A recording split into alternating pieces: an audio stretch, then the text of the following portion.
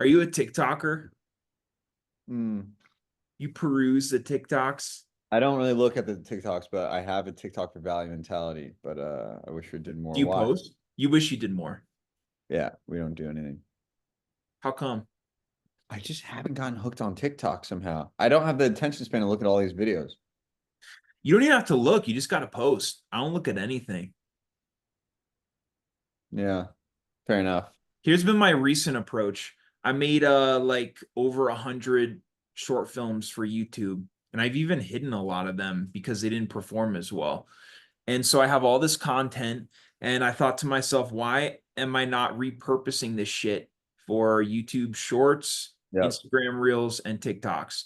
And I just posted TikTok like a couple days ago. This short got like 3,000 views on YouTube, and it's already at like 400K on TikTok.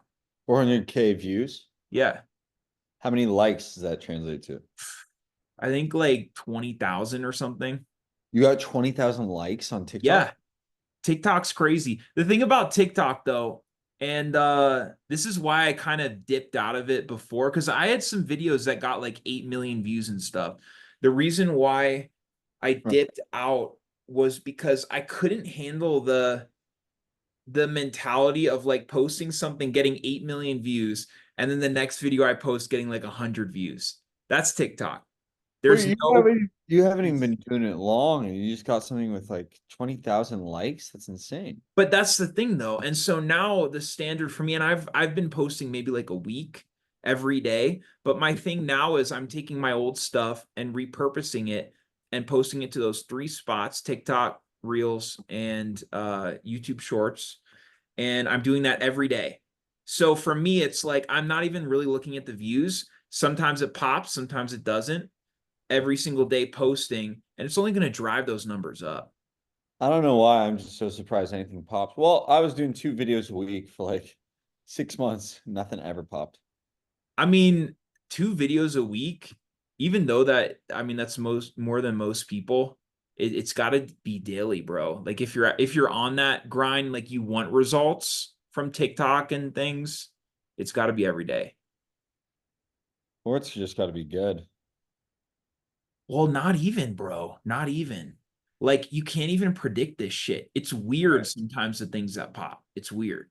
You can't predict it.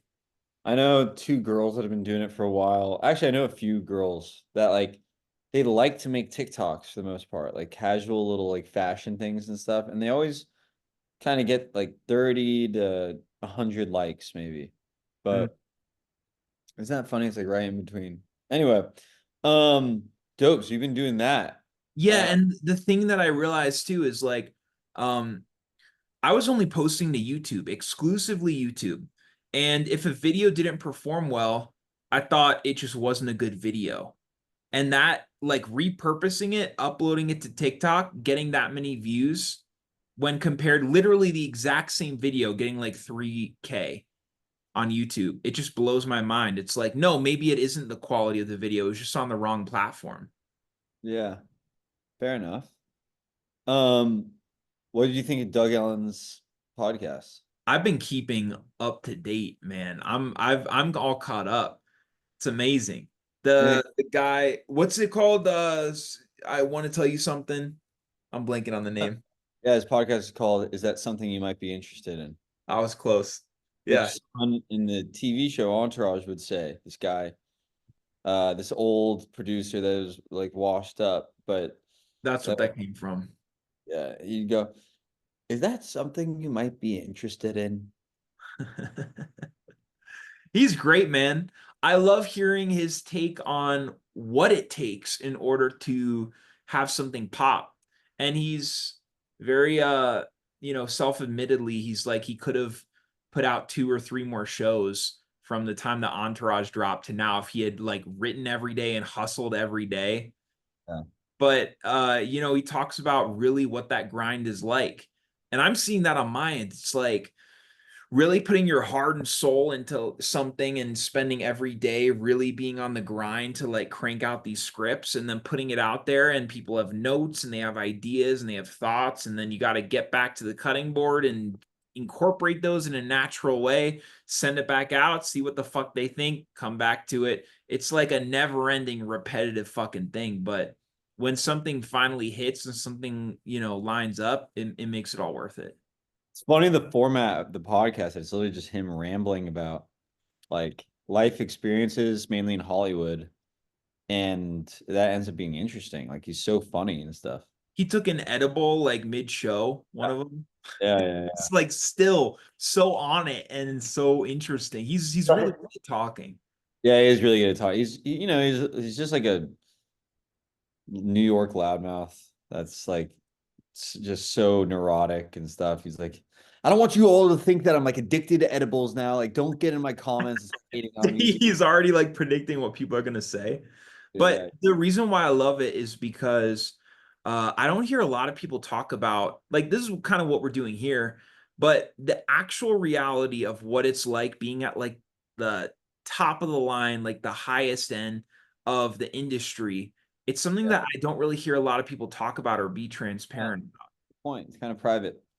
He Yeah, uh he's so candid.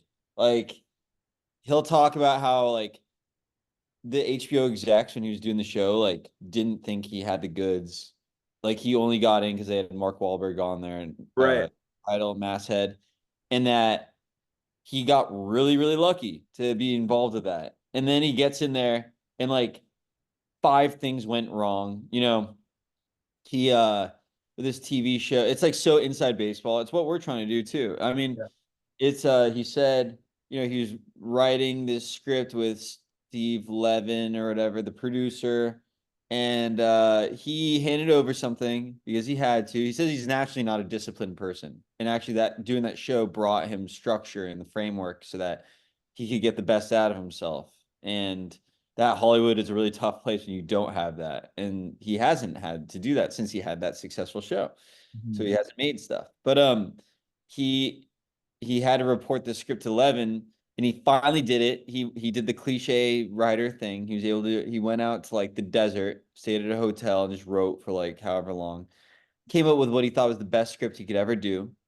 Levin said it was the best script ever. They sent it in to HBO. They didn't like it, and then I think he went to like his professor at UCLA, like extension writing course or whatever, and that professor handed over some edits, and then HBO loved it or something. Like He it's had to revert back to the original script, which was like 70%, or it was like 70% of the first script that he wrote ended up as the pilot. And it went through all these fucking revisions, and he just had to go back to that at the end of the day. So imagine going through like a year and a half of revisions, and then it's like, the fuck was the point? it's funny to hear him too, like also talk about the first episode of Entourage. He claims he like didn't really have a story to it at all. It was just him, Mhm. like he just They were had the like guy. going to a club and like getting money and Yeah. And then they added the execs. It seems so simple, but like they added that, the manager and the agent are at odds with each other. And that's where the conflict right. starts. And like there's a script involved that Vince has to Right. Has something. to read. I mean, that's not even much story to me. No, it isn't. It's But really it's not. story. It's something. Yeah, but it makes you wonder about intention creating something to what it ends up becoming. And a lot of shows don't find what they really end up being about, their mojo and everything, until at least season two or three. For most of my favorite comedies, don't. Seinfeld didn't, in my opinion. It's Always Sunny in Philadelphia. I don't think really became itself until Danny DeVito got in there, season Yeah. three, at least. South Park, I didn't love until like season nine. Um, so what you might have been about to say No, no, something. no. The thing is the line between being like fucking huge showrunner, the creator of Entourage, legendary credit to have that people remember you for. Like that's a legacy that he already has. And I Yeah. think that's part of the reason why it's so difficult to make other work because he's already fucking I don't want to live up to that. Yeah, exactly. And creating something from scratch and new and like fucking starting those wheels turning again. It's like, ugh, bro, it's the hardest thing in the world. I want to go back to, by the way, real quick. Yeah. We were just talking about how Entourage, the first episode, was like about nothing, seemingly. And a lot of people argue that the whole show's about nothing, and that's like bad. That there's no conflict. It's just like a Yeah. bunch of guys like living the life of Riley, and story needs to have conflict or else it's boring. But the thing is, to me, why a lot of like our generation guys and stuff liked Entourage was because it's. I think sometimes story is overrated, and why it was brilliant was because it was really really funny in a way that was really making fun of Hollywood with all its glamour and all the great aspects, is also showing in a sincere, heartfelt way how vain it is, how tough it is. And the characters felt really real and interesting and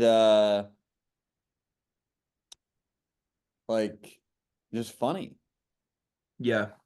I mean, the agent, Ari Gold, was just like an evil genius.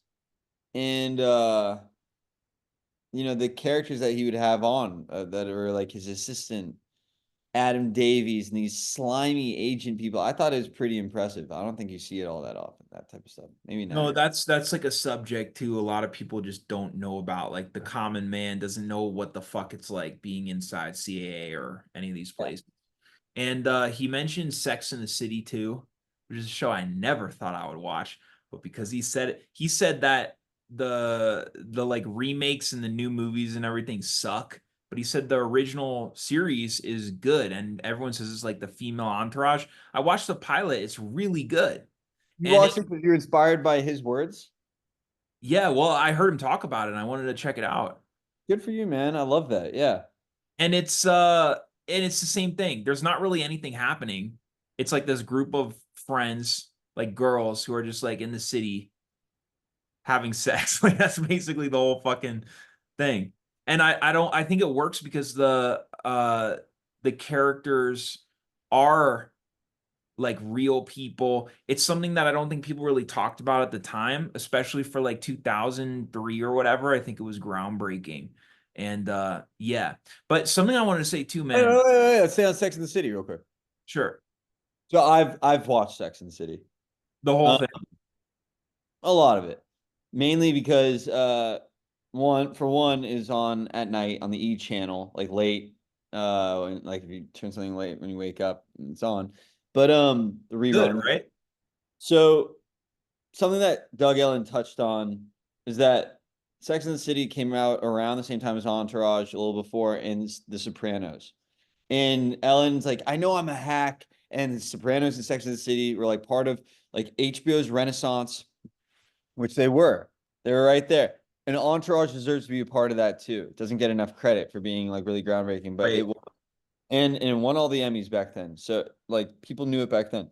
But Sex and the City is considered the same way it held a mirror up to New York City and a woman there who was considered intellectual, suave, cool, 30s. on the scene in her 30s, and it defined what young, cool girls wanted to do living the high society life in New York, working at Vogue, and she's a writer.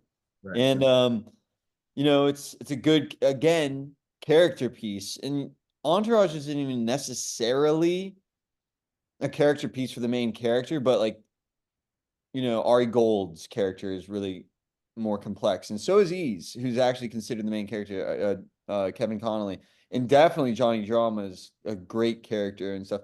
Um, but Sex and the City, the characters get pretty rich and interesting, and there's a lot going on, and especially as it goes on, like there's these it got very popular that young girls are like, oh, you're more of a whatever her name is, and you're more of a this of the group, you're a this of the group, and Yeah. it got so big, and it's for a good reason. Like the show is super. I mean, all the New York actors that went through that show playing characters on this or that or her boyfriend or that guy, And then the cameos were big. And then the directors that came through doing that show, my uncle Timmy actually directed a few of those episodes No after way. That's hilarious. after doing The Sopranos. Then he went over and did some Sex and the City.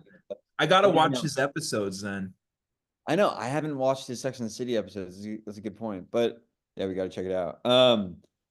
Anyway, yeah, it's funny. I mean, Doug Ellen talked about that. Yeah, Yeah, but him as as like the creator of Entourage, that line is so thin. As far as everyone knowing him for that being his legacy. And I just want to point that out because everyone everyone who's in this, who's trying to make stuff, who has ideas, who's writing things, you don't know if you're the next Entourage person. And sometimes like sticking with something and sticking with a piece of material for like an extra week, just honing it, or sending it to one other person, whatever. It's like that's how you tip over to that other side. Hearing how it took him a year and a half and he's still stuck with it and stuck with it and stuck with it, and finally here, it came out. I hear horror stories of people who they're like seconds away from getting the green light, and then there's a whole regime change at a production company or studio or whatever. It's all these uncontrollables, and it's just, hearing the story of how it came to be. I think it's inspiring, man, that you just got to stick with whatever you believe in. for sure. It's crazy how many things had to happen for him to get his show on the air, and that's how it sounds like for every show. Yeah. Your uncle stepping into a major show like that, and several shows that he's worked on. I think that that will be a challenge as a director, because if you're doing a feature or whatever and you're starting from the ground up and everyone's new and you've got your whole like new crew and new cast and everyone's looking to you and everything. But if something is already a machine and it's already successful and printing money and you're brought on for like an episode and you're a director, feels like your hands are kind of tied. I don't even know how I would approach a situation like that. How can you put a spin on something and have your own vision while at the same time this cast has been working together with the same camera guys and everyone else for several seasons? Well, remember, Timmy was talking about that a little bit with us. He's like, same thing as I imagine as an actor, but on a much bigger scale. You go in, you do all your homework to see what the show is like, and then you try to just approach the script the same way that you would anyone and bring it to life and do it justice how it's been, right? Yo, shifting back to Valley mentality, when you were posting on TikTok, what kind of stuff were you posting? We did like the short films that we did. But did you do something like different from what I saw? It's a good question. Yeah, there's like two videos of like one there's more behind the scenes. We would have done behind the scenes stuff. Like we did like at the farmers markets and stuff. But by the way, we're gonna do more videos of the characters. I was just talking to Tanner about. Nice. Yeah. Yeah, man. I think the more that you can post on that stuff, like even like it's shocking, bro, like how one video can just take off like that. I get it. I get it. I've been discouraged by it, but I need to get back in there. Yeah. So what have you mostly been focused on? Obviously, you got some great networking stuff going on. Um, you, Obviously. are you auditioning or what's going on? Yeah, I just got an audition. Okay, you working on it? I haven't had time to look at it yet. I just saw that it's like a SAG low budget thing, and instantly I get not as excited. Is this low budget? Yeah, which like I just recognize it's probably not that cool of a thing, and you just don't want to break your back for it. Damn, really? Yeah, Really? yeah. It's good to know. Because my stuff that I'm currently working on is going to be low budget stuff. And if that's the reaction of my actors, man, it's good to know. SAG low budget, dude. Yeah, like it's just I've just done like Lifetime movies, all this I stuff. It's got it. Yeah. just It's really hard for something like that to be quality, right? Like I get it. Yeah. And like what's gonna happen to it? You don't know if anyone will see it. Like I hate working on stuff that doesn't get seen. It's Yeah. gross. And you don't know if it's a qualified director or anything. Like anyone can say they're a director.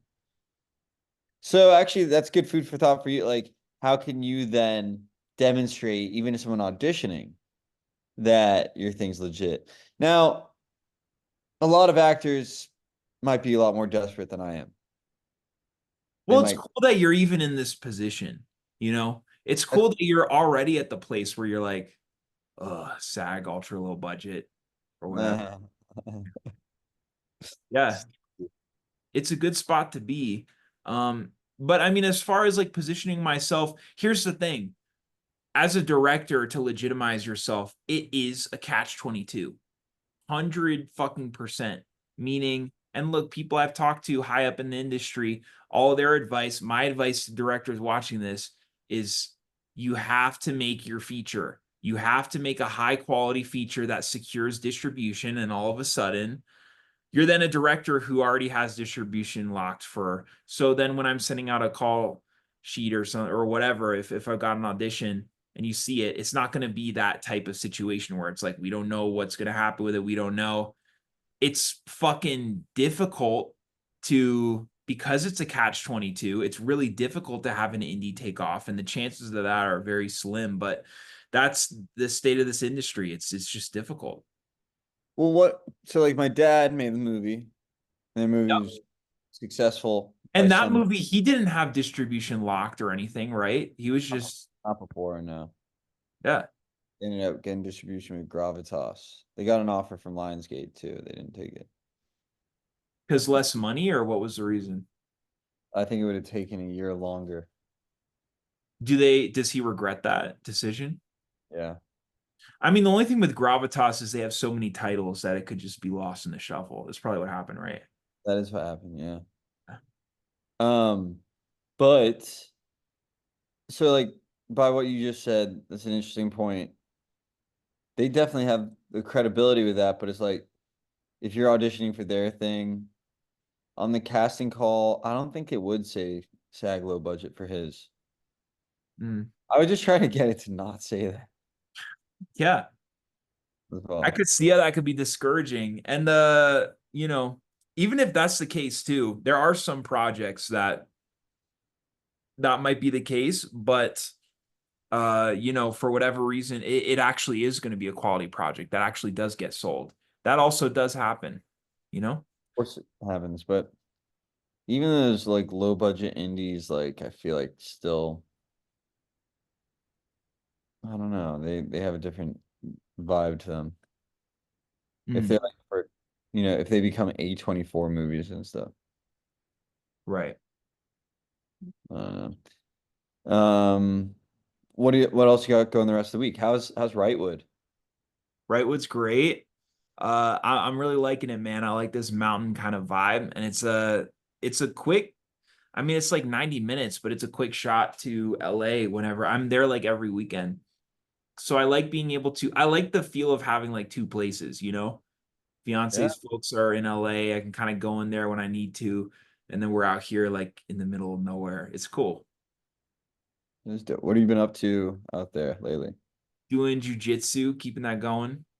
Biggest thing, the thing that's taken most of my time is this new script that I finished like a couple weeks ago. Final revisions on those before I then send it to people. And I have like 2 weeks left before I have to, because I was given 6. And typically people are given 12 uh weeks to finish a screenplay, like from start to finish. And of course, you're like already finished with it. Yeah. Well, this one was lucky, bro. I think just because I came off of the tail end of like all these revisions for that first script I've been working on for like a year and a half. So I had that muscle that was already like going, and I was just like, let's fucking go. I'm Yeah, excited. I'm excited about the state it's at already because the feedback that I've gotten is like really strong. So, amazing.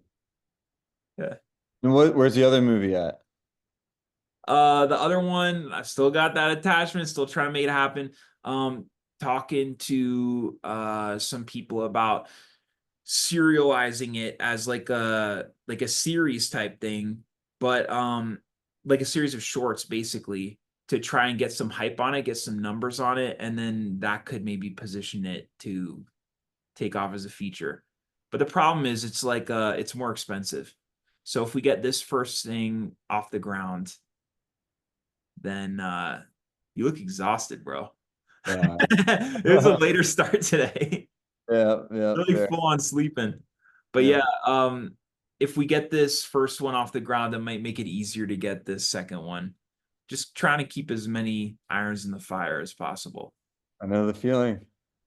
Yeah, Nah, that's that's me, bro. awesome, awesome, awesome. When's that audition for the incredible low budget, ultra low budget, no pay feature? Non-existent pay. I don't even know when it's due. Okay. You just Haven't saw got- the low budget and you're like, fuck this. Literally, I'm like, oh, that means I don't have to do it. No, if it's due tomorrow or something, yeah, I'm not gonna do it. But Yeah, uh, I bet it's due like Friday. cool. Yeah, so I'll probably do it But tomorrow. you've got that pickleball taking up most of your time. Yeah. Oh yeah. That's the one thing, bro. Balancing day job stuff with, at least for me, like writing stuff and everything, it's a lot. It's a lot. Just gotta stay on it. Yeah, what have you started teaching again yet? I have, yeah. How is it? It's good, man. It's good. Best day job that I could have, but at the same time, summer was real nice, bro. I could get used to that lifestyle. That happened way too quick, right? It was quick, but I packed a lot of stuff in there, so Yeah. don't regret time spent. Yeah, and I think you're about to get these movies off the ground, bro. It's gonna be big. Yes, sir. Any second. You too. Valley mentality, bro. I know, Any for second. sure. All right, brother. Good seeing you. Great to see you, man. Have a great one. You too, man. Bye.